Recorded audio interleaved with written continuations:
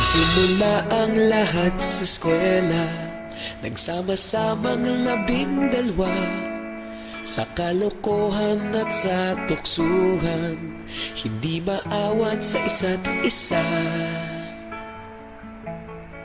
Madalas ang standby sa cafeteria, isang barkada na kay saya.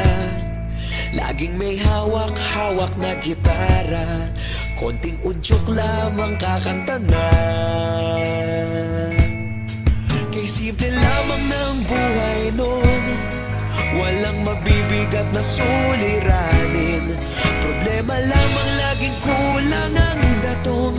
Sana napunta ang panahon? Sana nga ba? Sana nga ba? Sana napunta ang panahon? Sana nga ba? Sana nga ba? Sana napunta ang panahon? Sa unang ligaw kayo'y magkasama, magkasabwat sa pambobola. Walang sikreto kayong tinatago, okay sarap ng samahang barkada. Nagkawatakan na sa kolehiyo, kanya-kanya na ang lakaran. Kahit minsan na lang kung magkita, pagkakaibigay hindi nawala. At kung saan na napadpad ang ilan, sa dating eskwela meron ding naiwan. Meron pa ng mga ilang nawala na lang, nakakamiss ang dating samahan. Sana nga ba? Sana nga ba?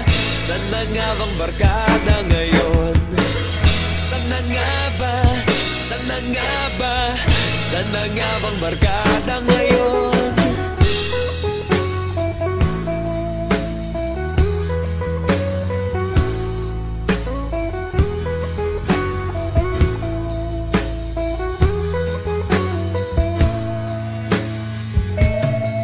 Ilang taon din ang nakalipas, wala pa sa aming tatay na nagsusumikap upang yumaman at guminhawang kinabukasan. Paminsan-minsan kami nagkikita, mga naiwan at natira. At gaya nung araw namin sa eskwela, pag magkasama'y nagwawala. Napakahirap malimutan ang saya ng aming samahan.